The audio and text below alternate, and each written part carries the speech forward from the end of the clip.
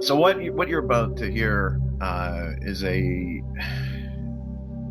me taking a bit of a different approach to how I was going to introduce these movies. So what you're getting is a very, very raw, very, very trimmed down impression of how I ended up seeing this movie, which is Is this probably part of the review? yeah.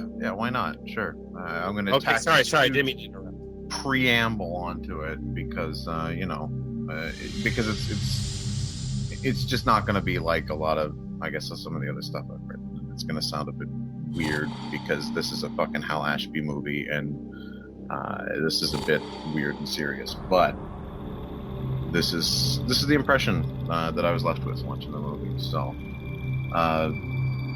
war is the ultimate game because war is at last a forcing of the unity of existence. War is God. That's from Cormac McCarthy in Blood Meridian.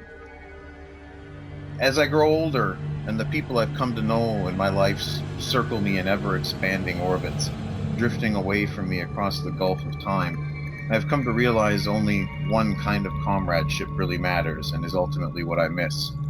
The people you can call at 3 a.m. who will never question your need to pick up the phone at that hour, for whatever nebulous existential terror takes hold of you and drives you to the airwaves in the first place.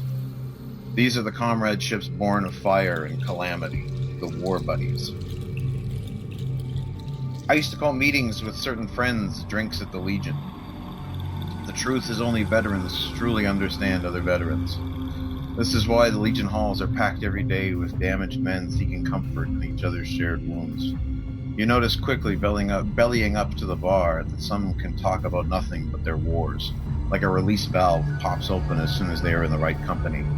Others will never say a word about it, but remain needful of the presence of their peers.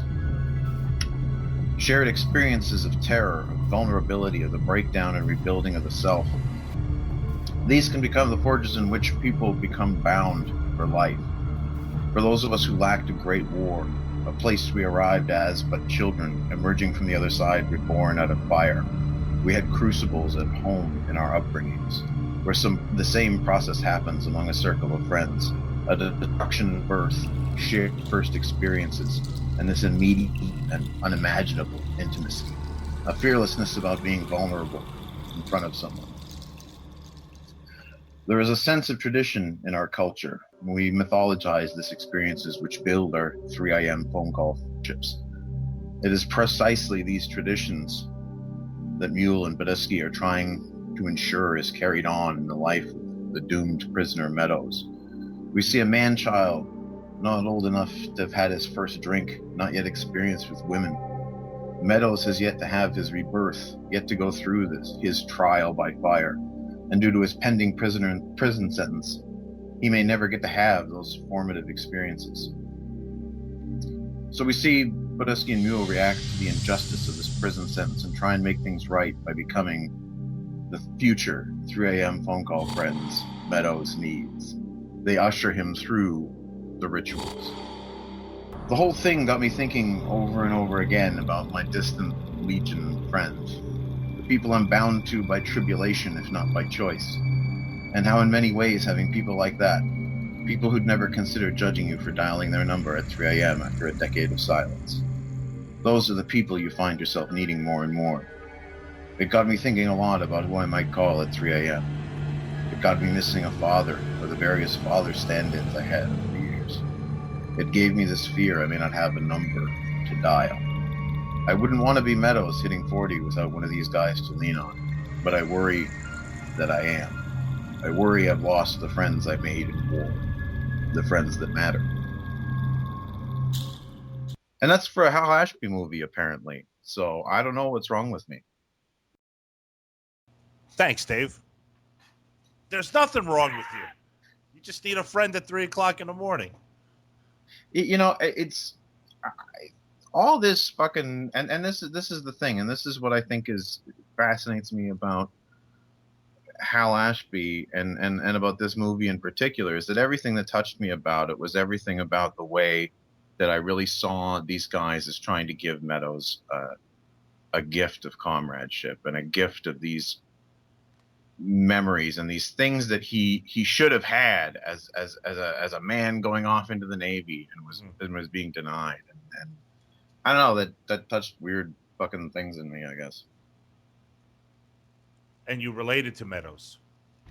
Yeah, I guess. I mean, to a certain extent, sure, but I mean, it just comes down to understanding that that we desire these rituals for a good reason. You know, we have these and we don't have good places to exercise them anymore. You know, we don't. We frown upon the manhood ritual, and we don't send boys off into the woods to fucking wrestle bears or any shit like that anymore, and we don't have anything that would bond people like that, in that kind of intimacy. Right. I think we missed that. I think we missed that. Your take is that in today's world, most men that are 18, 19 years old, like Meadows, are like Meadows now. Most of them, they're inexperienced, friendless, perhaps, or true friendless, I would say, and just kind of disconnected from real experience. Well, yeah, rites of passage. You get these helicopter parents who keep them all protected and safe, and they've never bumped into a sharp edge anywhere, and they're just sort of lost. They've never been tested, and that's an odd. I mean, I'm like a fucking pussy. I'm a soft, doughy baby man, right? And so to have these really kind of like authoritarian kind of ideas about passages of manhood and shit like that, I don't know where that comes from, but it's definitely there, and it's definitely something that I see as something missing. Yeah, I think what every 18-year-old boy/man needs today is for a badass Badusky type to yell directly into his face, "I'm taking you to fucking jail!" Well, I mean, but I gotta tell you, like there's those bits that really, like, there's bits of this movie that really, like, fucking, I thought were schmaltzy and over the top, but they still touched me. The scene where Meadows is explaining to the older hippie lady, she says, "Oh, what do you owe them?" And he says, "Well, they're my best friends." Right. Like he really gets what they're trying to do for him.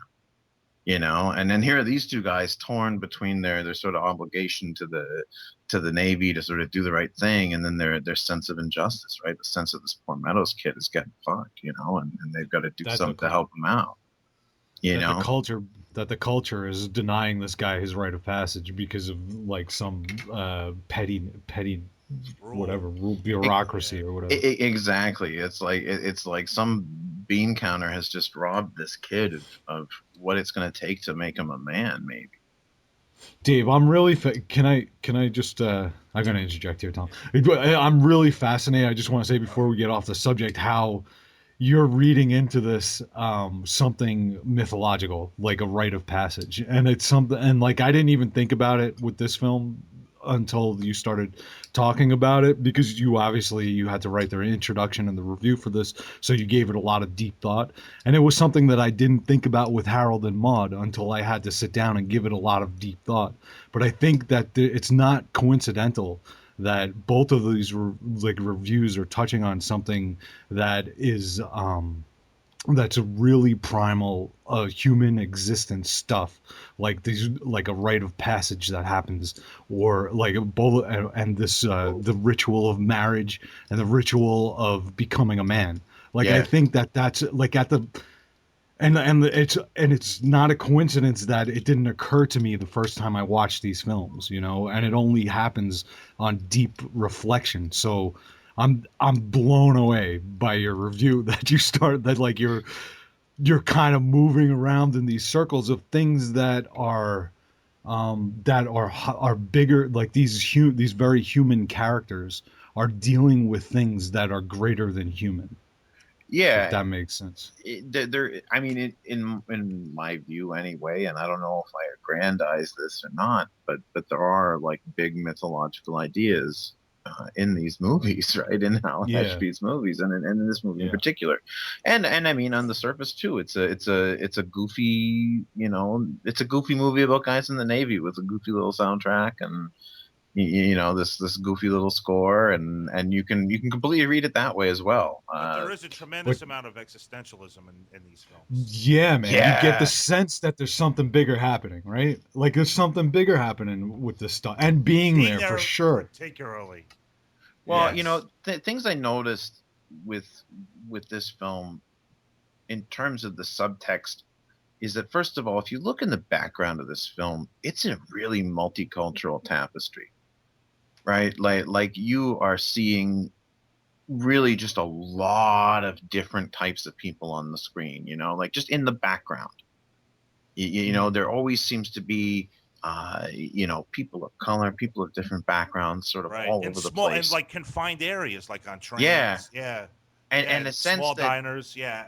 Yeah. and Mule and Husky, like they're together. Like there's no sense that there's any sort of racism going on or anything like that. Like they're on the same level. These are guys who are Navy men first, in a way, and it was a, there's just to me a lot going on, a lot happening in the background of this film. These guys are struggling with obedience to authority. They're struggling with, hey, you know what? I don't really like what the Navy's doing here, but the Navy is my living, and the Navy made me something better and made me something more than I was prior. And So Jack Nicholson's character is trying to get him to rebel. yeah, and absolutely, that is a huge part of the rite of passage from of the kid to of a boy to a man, and at absolutely. the yeah, that's And he's that's also like Mule is reluctant, like here's a guy who's like, hey, listen,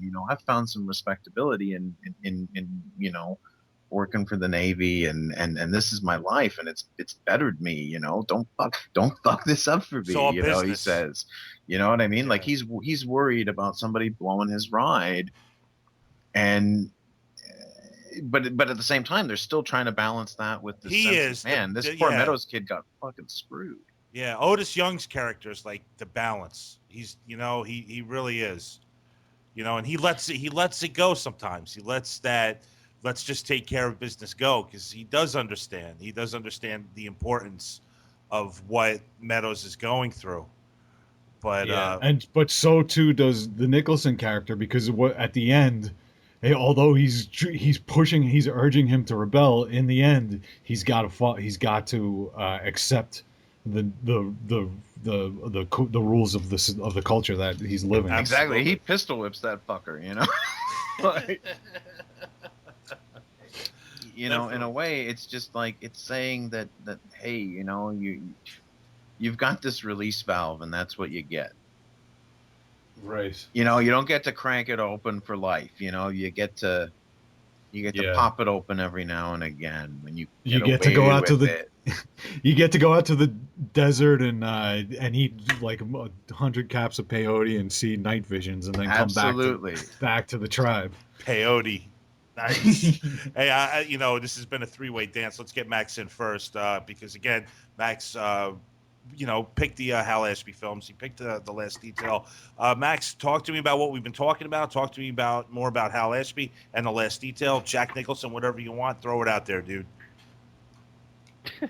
Well, Jack Nicholson is my favorite actor, and I miss him. He hasn't made a film since The Bucket List, and there's been a lot of speculation that he's undergoing some sort of, dementia problem, but I think that's all just National Enquirer hype.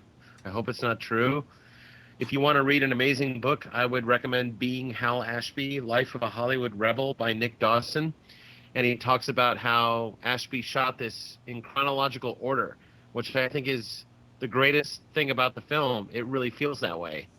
It really feels like you're on this awesome journey with these three dudes. And I love what Dave was saying. And what I was thinking about when he was saying it was his boys.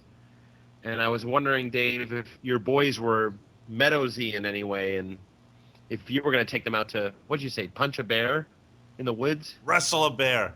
Wrestle a bear. Gotta wrestle I mean, bears. do you think your boys have Meadows qualities? Can you be a badass to them? You know what? This is the thing, right? It's one of those things that I come up against as a father, where I go, man, I like I'm not equipped for this shit. You know, my father didn't really teach me a whole lot of stuff. You know, I learned I learned how to play soccer. You know, I didn't really learn much about being a man. You know, and that's why I had to try and figure out other people to stand in for that role. So I don't know that I'm equipped. Like, I worry about that all the time, and I worry like am I giving the right advice? Am I setting the right example? And I'm almost certainly not setting the right example, because I'm you know, trust me, I'm not good at that. But what's wrong with that? What's wrong with what? Not setting a right example. Well, I mean, what's a right example? I don't know. I just love them. Yeah, Are yeah. you fighting with your wife over how you raise them? No. Well, if she's not giving you static, whoa, Malcolm. If she's not giving you static, then you must be doing it. See, that's the thing. You know, I don't know where you all stand with your dads, but this is one of those films where, like, I wish Badass was my dad, because he's so great and he's failing so hard, but I don't have a dad, and I never knew what it was like to have that relationship, and all Badass is trying to do is give this dude a drink, get him laid, and I tell you, I can't even fucking handle that scene on the train when Otis is screaming at Badass and Badass lowers his head because he's not doing it. Fuck the, Max, fuck the drinking and fuck the getting laid part. The best lesson he teaches him is in that diner when he orders a burger with the cheese and the cheese isn't melting. Send it back. Yeah, send the fucker back. Send that fucking thing back. You grow a pair and send it back. That's it. That's what it's all about. I mean, it's just poetry. That's all. I don't think it's poetry. I think it's garbage.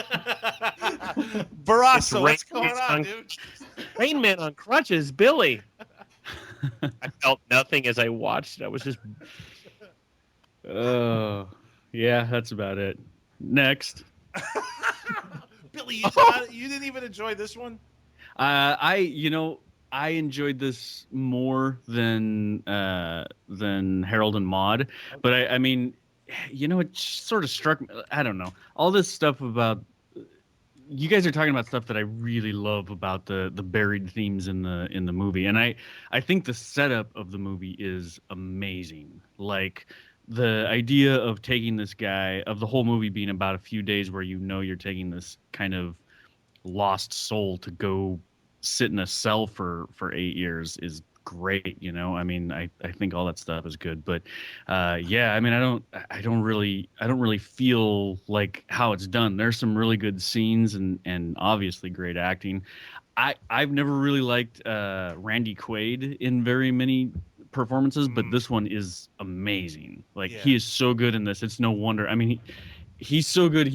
Like, my brother was in the Navy for 5 years, and I used to hang out with all those guys at barbecues and stuff, and he nails that character because there's one of those guys in every group, and it's amazing what he does. Just so that quiet refrain.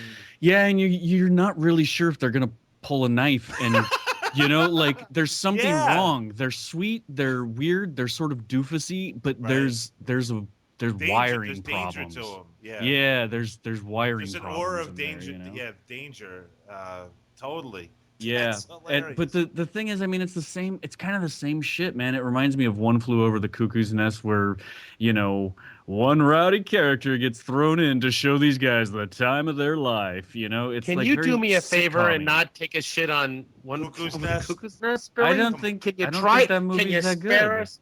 That's Billy. That's Sorry. really tough to I know. swallow. You know what? I almost pulled, and I'm not, but I almost pulled a deliverance and said, "Yeah, hey guys, you know what? I gotta go."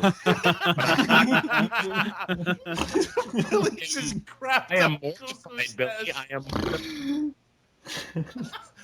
Bill made me want to be an actor. Look how far that got me. But hey, listen, it still made me want to be an actor. Jesus. I know. Well, the acting is great. You know, I mean, Nicholson is. Bill, you didn't like One Flew Over the Cuckoo's Nest? No, I think it's very. Wow. You weren't aware of this, Joe. No. Oh boy. It's all that same. I just feel like it's watered down. Like, okay, the middle class of America is miserable. They wake up. Middle class of America wakes up every Monday and goes to sleep every Friday night, miserable because they're stuck in a routine. And then what do they do to escape? They go watch Jack Nicholson show people how to live. And it's like it's just spoon-fed rebellion that doesn't have any actual impact in the real world. It's just it's like over-the-counter medication. It's over-the-counter medication to help you get through your day. These films are classics. Jesus. Classics. Undeniable. The Jack Nicholson rebellion is undeniable. It's a movie in cinema. What the fuck are you saying? Get him, Max. Holy cow. What are you saying? Are you supposed to be different? I am so happy that I got Max to a new octave. I haven't heard that one before, Max. Joe, you have to be kind of surprised that Billy just. I am surprised. You know what I'm thinking? Like, I have so much respect for Billy's assessment of films and his, his critiques and his At least whatever. You did up until now. And then I'm like, Jesus, am I? Like, I'm such a fucking mess. I'm like, am I liking too many films? I'm like, I don't know. But like that's almost what I was trying to say earlier when we were doing Harold and Maude. I'm like, Billy. I know. And then it's like now I'm thinking about Cuckoo's Nest and the premise and what it represents. And I'm trying to come up with something that could be clever, but he's right. No, man.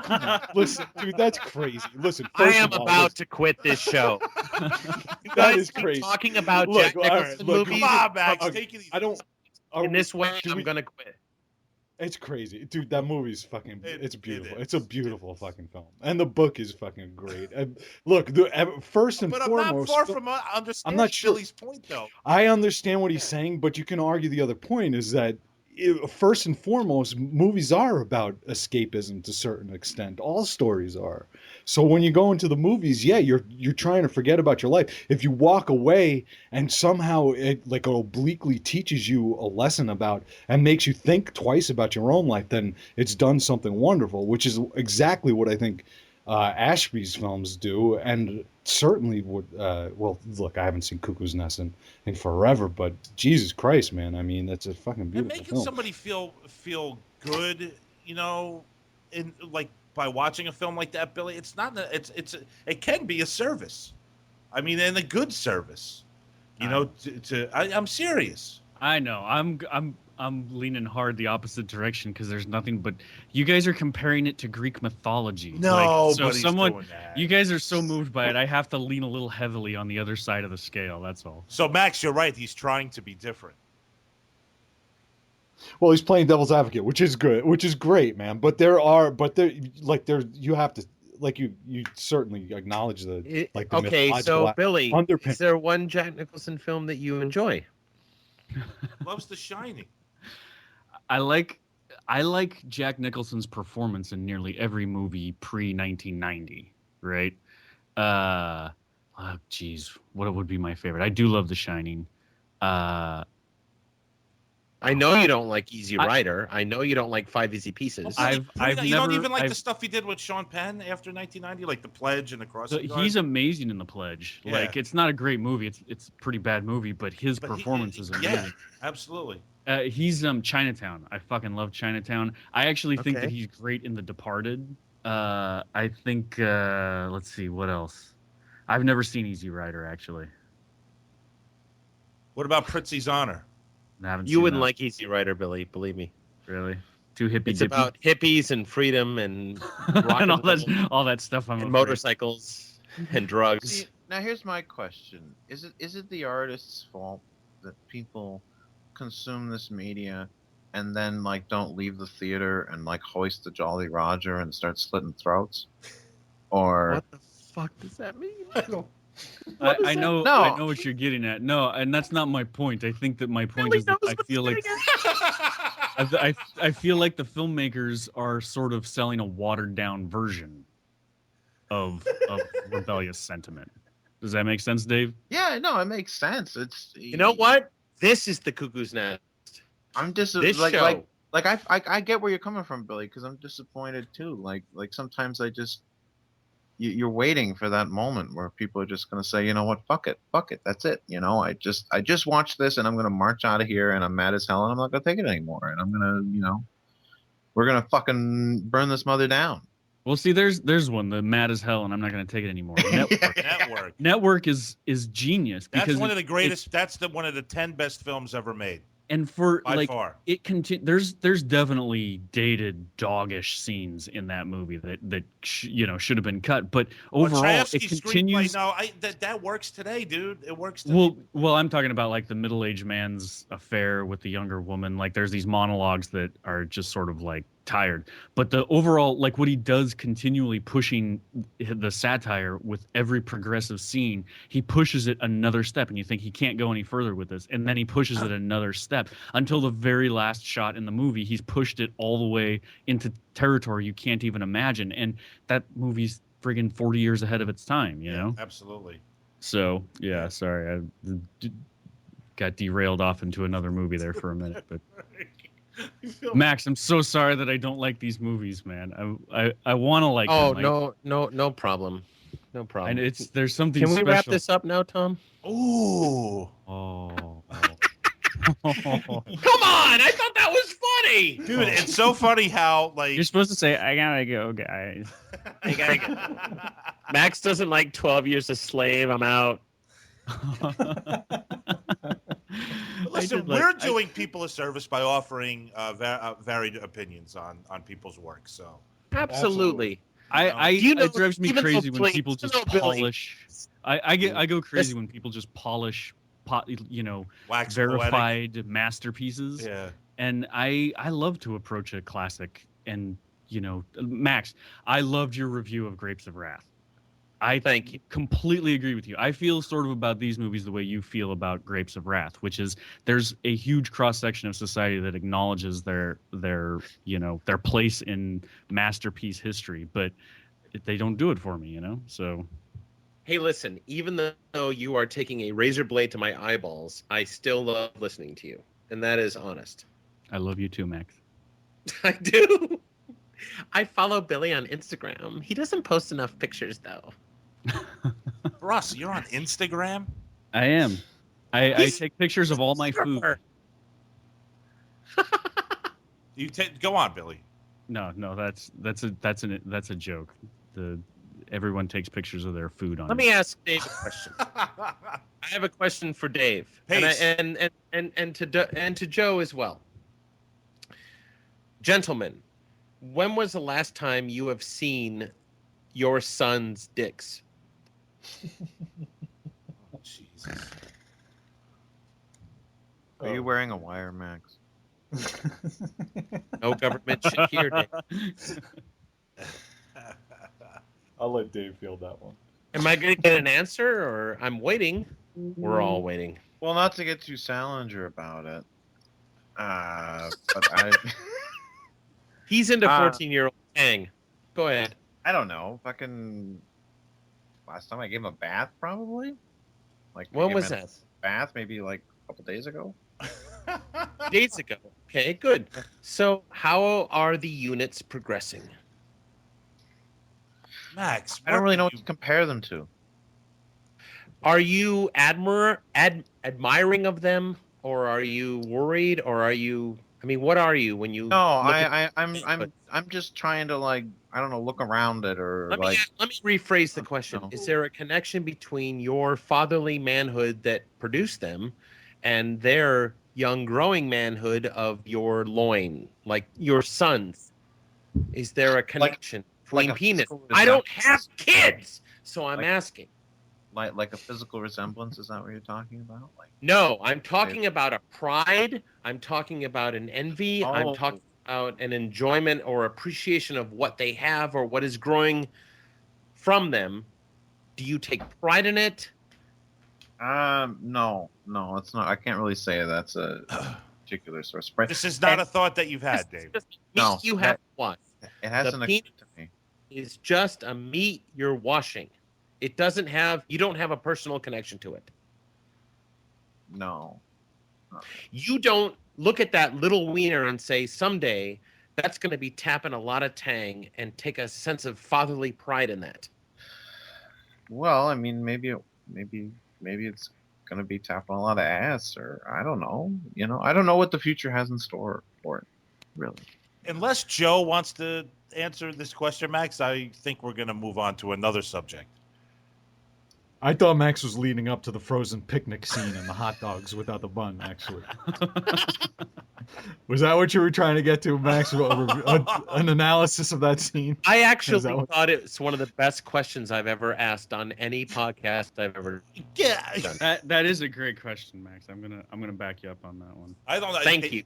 Backing me up with something. Well, Dave just felt uncomfortable answering the question, though. You have to admit. I mean, I don't care if he felt uncomfortable. I don't care about people's discomfort. If they don't want to answer the question, they can say politely, "I don't care to answer that." But listen, and this is a good opportunity to plug our YouTube channel.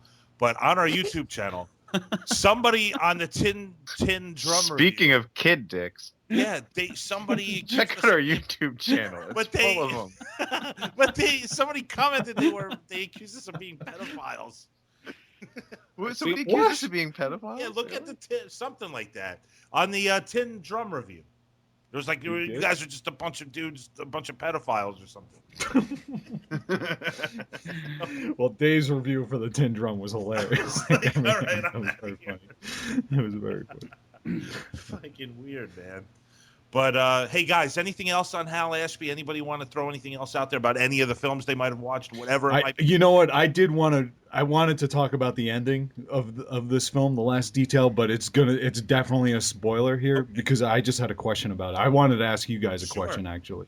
So it's a spoiler to anybody who's listening. It's the end of the film. So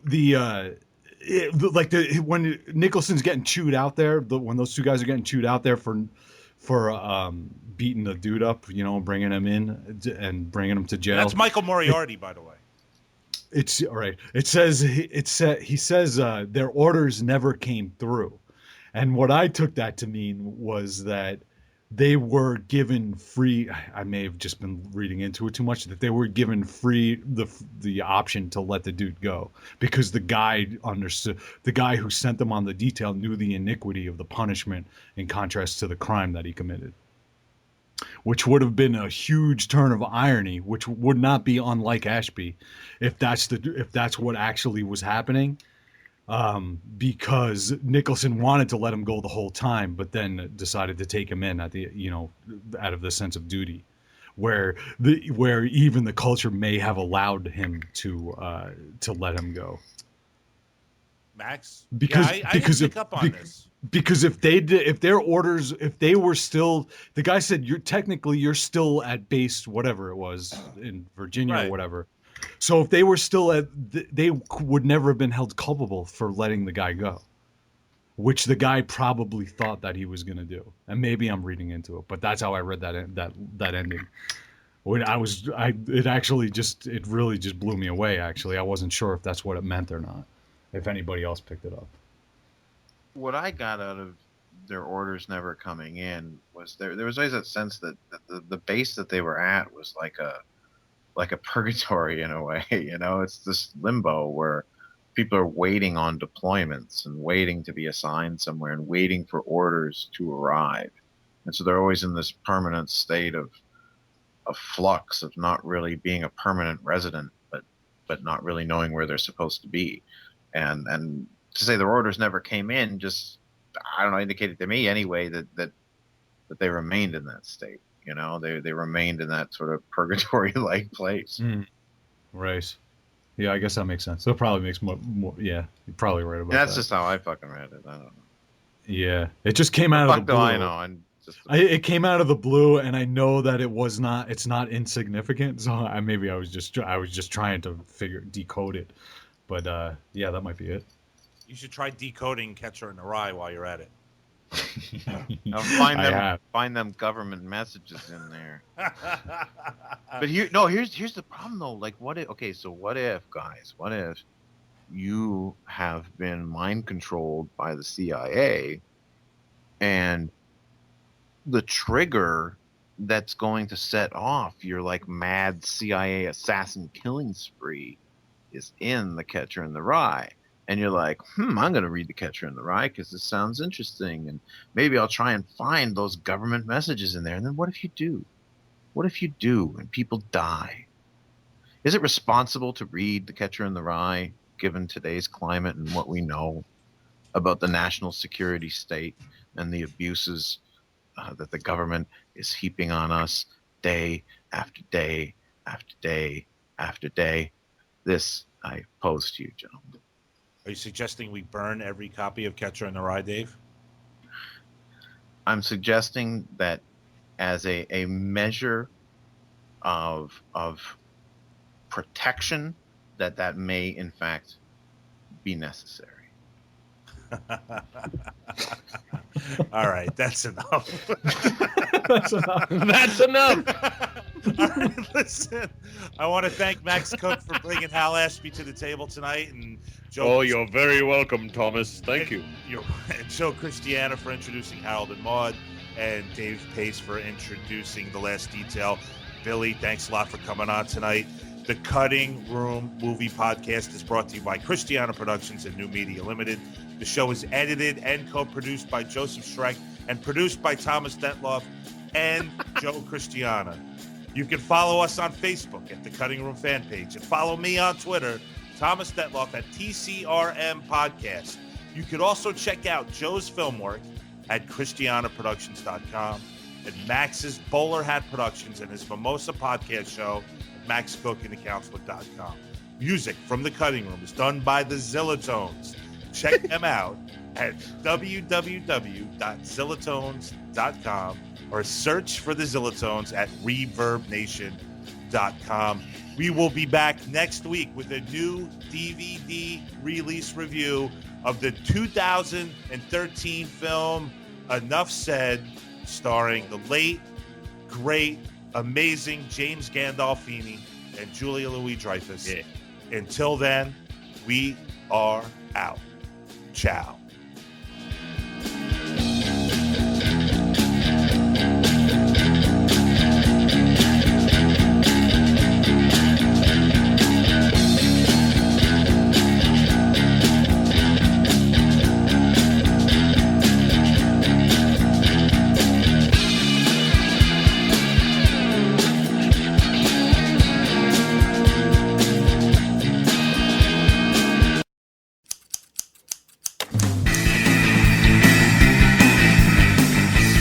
Next time to satisfy more of your strange desires. The Cutting Room Movie Podcast. We do chicken right.